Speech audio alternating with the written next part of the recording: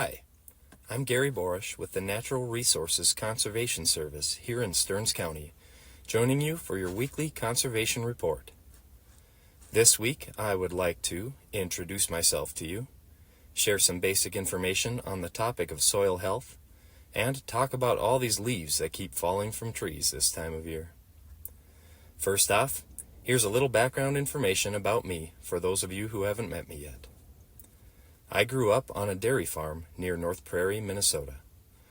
I studied environmental biology, music, and geographic information systems at St. Mary's University of Minnesota in Winona. My wife and I, along with our children, now live on a farm near Eau Pole in northeast Stearns County.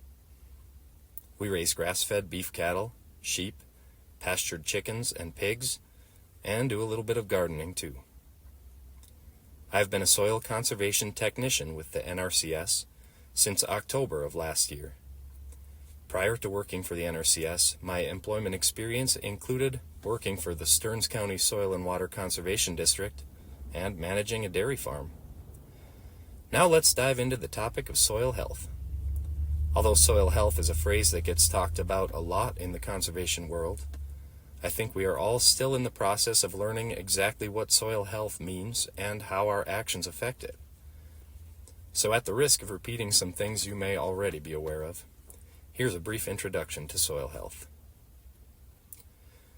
Publications by the Natural Resources Conservation Service define soil health as the continued capacity of soil to function as a vital living ecosystem that sustains plants, animals, and humans. And those publications further state that healthy soil gives us clean air and water, bountiful crops and forests, productive grazing lands, diverse wildlife, and beautiful landscapes. According to the Soil Health Academy, here are the 6 principles of soil health. Number 1, know your context. Our soil health practices are a reflection of ourselves and our stewardship of the land. Number 2, do not disturb. In nature, there is not continual mechanical or chemical disturbance. Number 3, cover and build surface armor to protect the soil's skin.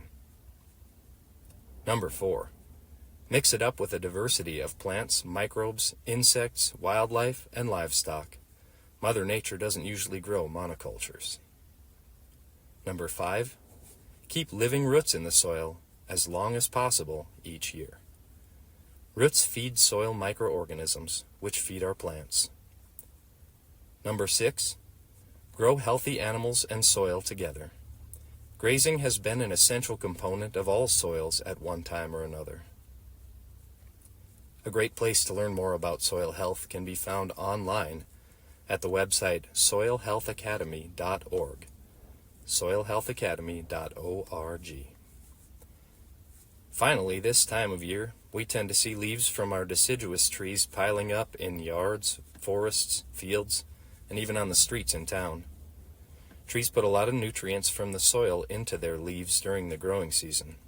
So if you have a farm, a lawn, or a garden, consider using the fallen leaves to feed the soil. Dried leaves make great bedding for livestock.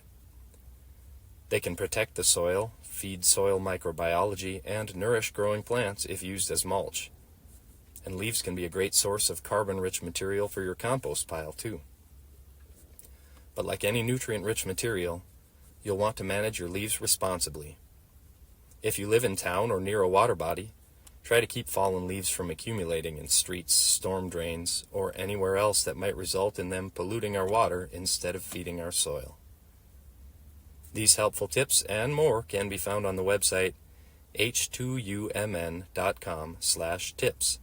That's the letter H, the number 2, YOUMN.com/tips.